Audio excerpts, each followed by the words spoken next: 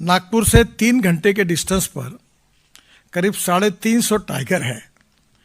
और जब आप सुबह की फ्लाइट से आते हो तो सामने बैठे हुए लोगों में से बहुत से लोग कोई ना कोई फॉरेस्ट में जाने के लिए विदेशों से या बाहर के इसमें आते हैं, जो उनको मिलने का सौभाग्य मिलता है।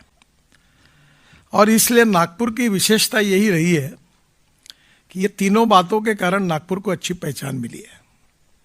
अब यह स्वाभाविक है कि जहां हमारा जन्म होता है तो उसके प्रति हमारी अटैचमेंट तो होती है, केवल शहर के प्रति नहीं होती, उस एरिया के प्रति भी होती है। अभी मैं आजकल इधर कुछ कारणवश वेस्टर्न नागपुर रह रहा हूँ, पर मैं जल्दी महल में अपने पुराने घर पे जा रहा हूँ। तो मुझे लोग पूछते कि आपके पास इतनी गाड़ियाँ पुलिस की जाती तो कैसे जाओगे? मैंने बोला वो बाद में देखा जाएगा, पर मुझे अपने घर जाना है। तो ये जहाँ जन्म स्थान होता है वहाँ का एक अटैचमेंट किसी भी के मन में एक नैसर्गिक और स्वाभाविक रूप से होता है। प्रशांत को सुना, आनंद भी बहुत अच्छा काम करता है। ये गया नहीं फॉरेन में, पर he is doing excellent job. तो ये सुभाष जी भी है, ये एक से इन्होंने एक फील्ड में अच्छा काम किया है। प्रॉब्लम यह है कि जो लोग अच्छा काम करते हैं और सक्सेस होते हैं, उनकी सबसे बड़ी उपयोगिता ये होती है कि उनको उनके व्यक्तित्व को, उनके सक्सेस स्टोरी को देखकर बाकी लोगों को भी लगता है कि हमने भी इनके जैसा बनना चाहिए। मैं बहुत दिनों से एक छोटी तकरार अनऑफिशियली लोगों से करते रहता हूँ कि नागपुर की सबसे बड़ी कमजोरी कोई है तो 1000 करोड़ के ऊपर इन्वेस्टमेंट करने वाले लोगों की संख्या बहुत कम है। जिस दिन नागपुर से 1000 करोड़ के ऊपर इन्वेस्टमेंट करने वाली संख्या ये 100 के ऊपर होगी, उस दिन नागपुर कहीं के कहीं चला जाएगा। क्योंकि वेल्थ क्रिएटर जरूर है, पर वो एम्प्लॉयमेंट क्रिएटर है। और जहां एम्प्लॉयमेंट क्रिएट नहीं होती वहां गरीबी दूर नहीं होती। 2 दिन पहले मैं और देवेंद्र जी एक कार्यक्रम में थे, तो मिहान ये हमारा ड्रीम प्रोजेक्ट है। और मुझे बड़ी खुशी हुई कि कल मुझे जब पूरा स्टैटिस्टिक मिला तो 2014 से कल तक मिहान में 1,09,000 युवाओं को रोजगार मिला, डायरेक्ट और इनडायरेक्ट ने कॉन्ट्रैक्ट बेसिस पर है कुछ। और अभी 16 तारीख को मैं और देवेंद्र जी इन्फोसिस के कार्यक्रम में जा रहे हैं। तो HCL, इन्फोसिस, टेक महिंद्रा, इनके सबके जब हमने इकट्ठा किया तो मुझे लगता है कि आने वाले 3 साल के अंदर मिहान में एम्प्लॉयमेंट पोटेंशियल 2 लाख के ऊपर जाएगा और 1 लाख ऐड होगा। हमारे ऑरेंज का एक्सपोर्ट करने की हम कोशिश कर रहे हैं।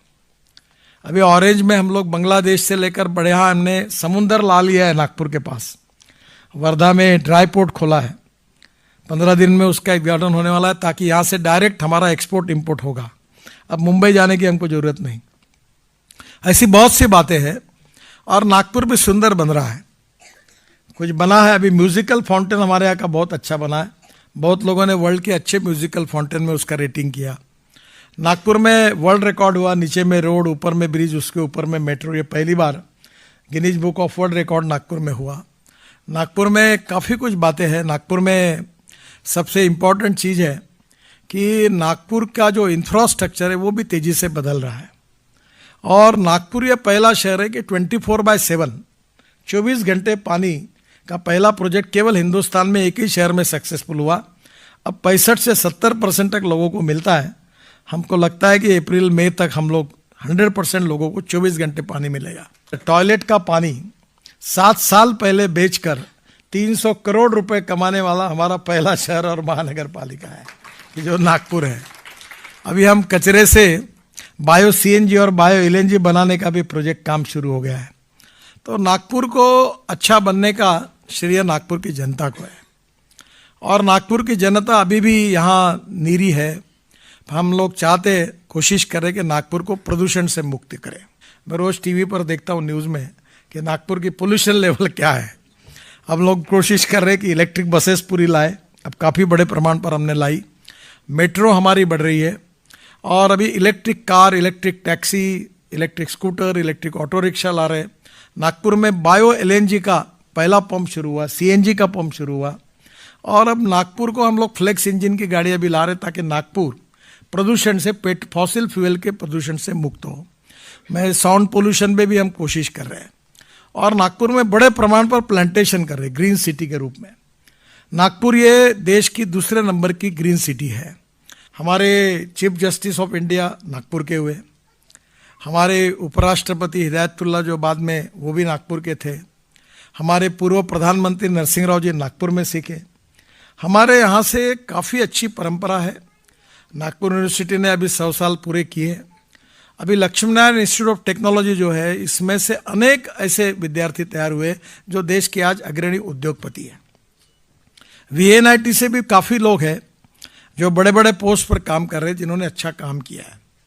गवर्नमेंट लेवल पर IAS में या IPS में भी हमारे लोग अच्छा काम कर रहे हैं।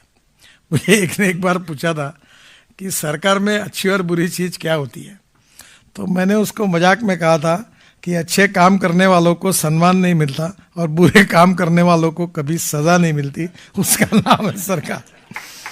तो एक व्यक्ति से फिर दूसरे लोगों की पॉजिटिविटी और कॉन्फिडेंस बढ़ता है, और ये पॉजिटिविटी और सेल्फ कॉन्फिडेंस ये बहुत इंपॉर्टेंट है। आत्मविश्वास और अहंकार, इन दो शब्दों में अंतर है। अहंकारी नहीं होना चाहिए, पर पॉजिटिविटी के साथ आत्मविश्वास जरूर होना चाहिए। और आत्मविश्वास जब भी होता है, ये प्रॉब्लम्स है ही, जो प्रशांत मिश्रा जी कहते प्रॉब्लम कहाँ नहीं है, everywhere there is a problem. हर व्यक्ति के लाइफ में प्रॉब्लम है। मैं बहुत बार मजाक में एक बात कहता हूँ कि there are some people who convert problems into opportunities and there are some people who convert opportunities into the problems. जब नदी का प्रवाह बहता है तो मरी हुई मछली जो होती है, कचरा जो होता है, वो प्रवाह के साथ बहते रहता है, और जिंदी मछली जो होती है वो हर समय प्रवाह के खिलाफ तैरती रहती है। ये उसके जिंदा दिली का उदाहरण है। तो प्रवाह तो चलता है, whether you want to lead the people और लीड बाय द पीपल और lead the people, we want to lead